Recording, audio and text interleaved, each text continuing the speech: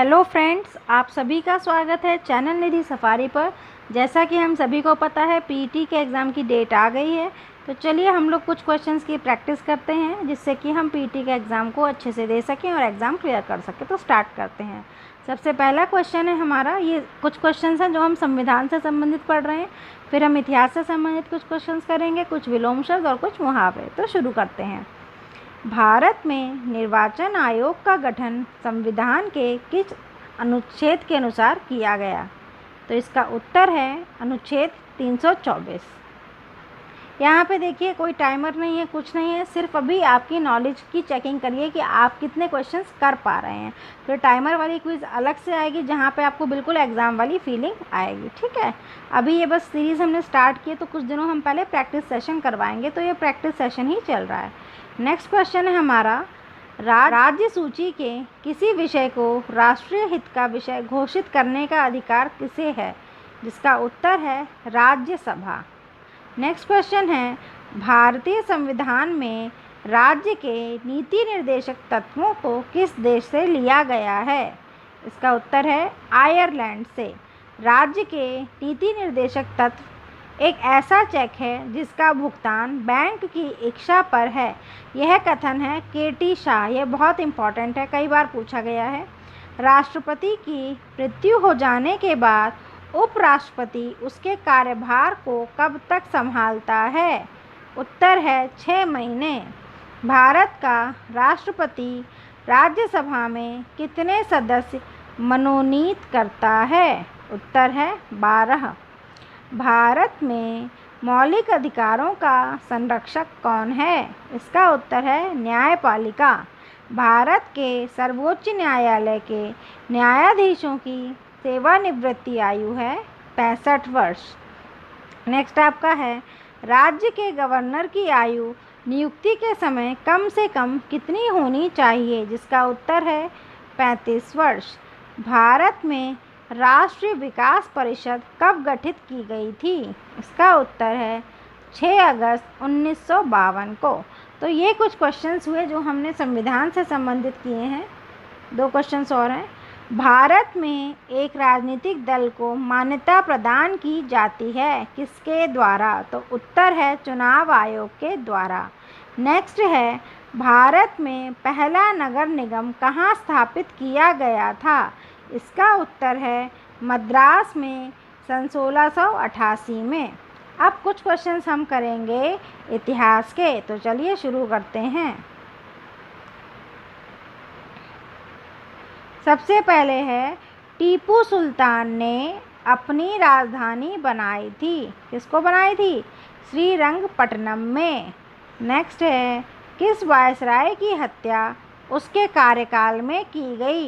इसका उत्तर है Lord Mayo. Next है, रामकृष्ण मिशन की स्थापना 1897 ईस्वी में किसने की थी? इसका उत्तर है स्वामी विवेकानंद जी ने। भारत का पहला समाचार पत्र था, जिसका उत्तर है बंगाल गजट, जेम्स हिक्की के द्वारा। नेक्स्ट है, अखिल भारतीय कांग्रेस की प्रथम महिला अध्यक्ष कौन थी? जिसका उत्तर है एनी बेसेंट, और ये बहुत इम्पॉर्टेंट क्वेश्चन है। नेक्स्ट है, ब्रिटिश काल में दिल्ली के पहले भारत की राजधानी कहाँ थी? इसका आंसर है कलकत्ता। 1905 में बंगाल विभाजन किस वायसराय ने किया? उत्तर है लॉर्ड कर्जन के काल में। महात्मा गांधी के चंपारण सत्याग्रह का किसने विरोध किया? इसका उत्तर है NG रंगा ने। बॉम्बे, मद्रास और कलकत्ता में उच्च न्यायालयों की स्थापना कब हुई? 1861 ईस्वी में। मौर्य के बाद दक्षिण भारत में सबसे प्रभावशाली राज्य था सातवाहन। नेक्स्ट आपका आता है, सती प्रथा का प्रथम अभिलेख साक्ष्य कहाँ प्राप्त हुआ है? तो उत्तर है एरण अभिलेख में। एक जुते हुए खेत की खोज की गई थी। इसका उत्तर है कालीबंगा में। कालीबंगा में यह जो क्वेश्चन है ये बहुत इंपॉर्टेंट है, कई बार पूछा गया है। अब हम लोग आगे बढ़ते हैं। देखिए, अब हम लोग कुछ मुहावरे और लोकोक्तियाँ पढ़ लेते हैं। देखिए, सबसे पहले आपका है प 12 होना, जिसका अर्थ होता है सब तरह की सुख सुविधाओं का होना। नेक्स्ट है चिकना घड़ा होना, जिसका अर्थ है निर्लज होना, मतलब जिन्हें अपने सम्मान की कोई फिक्र नहीं है, ठीक है, जिनका कोई सम्मान ही नहीं है। नेक्स्ट है गूलर का फूल होना, यह है दुर्लभ होना, मतलब जो चीज़ मिलना बहुत ही कठिन होती है, जो काम होना बहुत ही कठिन होता है उसको। कान का कच्चा होना, सुनी सुनाई बातों पर विश्वास करना, जब कोई व्यक्ति ने किसी ने कुछ कहा और उसने उस बात को मान लिया बिना कुछ सोचे समझे तो उसे कहते हैं कान का कच्चा होना। नेक्स्ट आपका है अंधे की लकड़ी, जिस प्रकार अंधा व्यक्ति अगर उससे उसकी लकड़ी छीन ली जाए तो बिल्कुल बेसहारा हो जाता है, इसका मतलब क्या, उसका एक ही सहारा है, तो यही है अंधे की लकड़ी का मतलब। नेक्स्ट आपका है घी के दिए जलाना, घी के दिए जलाने का अर्थ है अपनी खुशी को मनाना। नेक्स्ट आपका है कमल तोड़ना, इसका अर्थ है अच्छा लिखना, सुंदर लिखावट को कहते हैं कलम तोड़ना, कमल तोड़ना नहीं है, कलम तोड़ना, ठीक है। नेक्स्ट है अवांछित संवाद, यानी कि सिर खाना, में कहते सिर खा रहा है, तो उसका मतलब क्या है अवांछित संवाद, मतलब जिस बातचीत का कोई औचित्य नहीं है। नेक्स्ट है 9 2 11 होना, भाग जाना, जैसे कहते हैं कि चोर 9 2 11 हो गया क्योंकि वो भाग गया।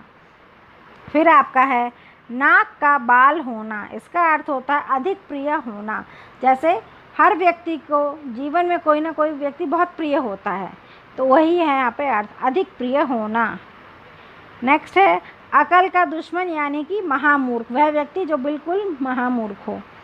इसके बाद जूते चाटना का मतलब होता है खुशामद करना, मतलब जब हम किसी की बहुत ज़्यादा पॉलिशबाजी कर रहे होते हैं तो उसी को कहते हैं जूते चाटना। इसके बाद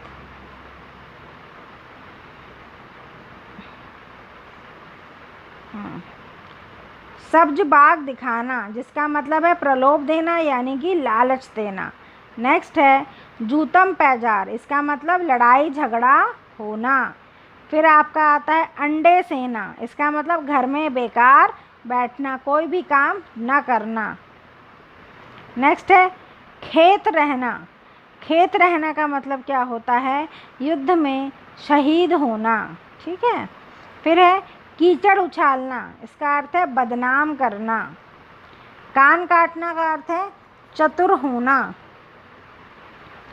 चांद पर थूकना, इसका मतलब है सम्माननीय का अनादर करना, कोई व्यक्ति सम्माननीय है उसका अनादर करना।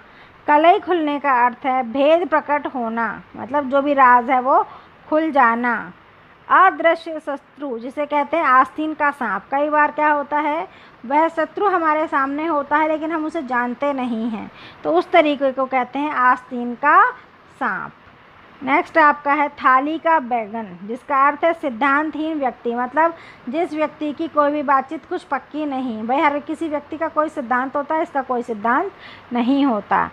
पारा उतरना, इसका अर्थ है क्रोध का कम हो जाना, जब हमारा गुस्सा कम हो जाता तो हम कहते हैं पारा उतर गया। नेक्स्ट है औंधी खोपड़ी, औंधी खोपड़ी का अर्थ है मूर्ख होना। तो ये कुछ हमारे मुहावरे हो गए। अब हम आगे बढ़ते हैं, ये कुछ विलोम शब्द हैं तो चलिए पढ़ते हैं।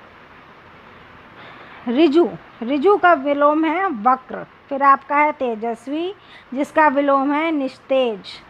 परोक्ष का विलोम है प्रत्यक्ष। उपेक्षा का विलोम है अपेक्ष। सृजन मतलब कुछ बनाना, तो इसका वो विलोम है विनाश या संहार। मूक मतलब बोलने चुप रहने वाला, जिसके मतलब गले में आवाज़ ना हो, तो इसका अपोजिट आपका विलोम हो गया वाचाल, जो बहुत बोलता है। मूक जो बिल्कुल नहीं बोलता। आलोक का ये विलोम है तिमिर। कृपण मतलब होता है कंजूस, तो कंजूस का विलोम हो गया दानी। आविर्भाव का विलोम हो गया तिरोभाव। पाश्चात्य मतलब पुराना, पाश्चात्य का विलोम हो गया पौर्वात्य या पौर्स्त्य, ठीक है। नेक्स्ट हमारा आता है प्रसूति। प्रसूति का विलोम है निवृत्ति। बर्बर का विलोम है सभ्य। बर्बर मतलब होता है जिसको बिल्कुल भी रहम ना हो, ठीक है। और सभ्य मतलब जो बहुत अच्छे से कायदे से बोलता है। नैसर्गिक का है कृत्रिम। संयोग का वियोग। संयोग मतलब होता है जो किसी दो लोगों का इकट्ठा होना। वियोग का मतलब होता है अलग होना। कनिष्ठ मतलब छोटा। ज्येष्ठ हो गया विलोम मतलब बड़ा। अनाहूत का आहूत। नूतन का पुरातन। नूतन मतलब नया, पुरातन मतलब पुराना। ज्येष्ठ मतलब बड़ा, इसका विलोम हो गया कनिष्ठ। कर्कश। कर्कश मतलब कड़वा, जिसकी आवाज़ ना अच्छी लग रही तो कर्कश का विलोम होता है मधुर, मीठी आवाज़। फिर कृत्रिम। कृत्रिम मतलब जो मनुष्य द्वारा बनाया गया है, अप्राकृतिक, ठीक है, तो इसका विलोम हो गया प्राकृतिक। तो इस तरीके से बच्चों हमने कुछ संविधान के क्वेश्चंस किए, कुछ इतिहास के, कुछ आपके हिंदी के मुहावरे, कुछ विलोम शब्द किए हैं। इसी तरीके से हम रोज़ कुछ ना कुछ सवालों का कलेक्शन डिस्कस करेंगे, जिससे कि हमारे बहुत सारे सवाल हो जाएंगे प्रैक्टिस में।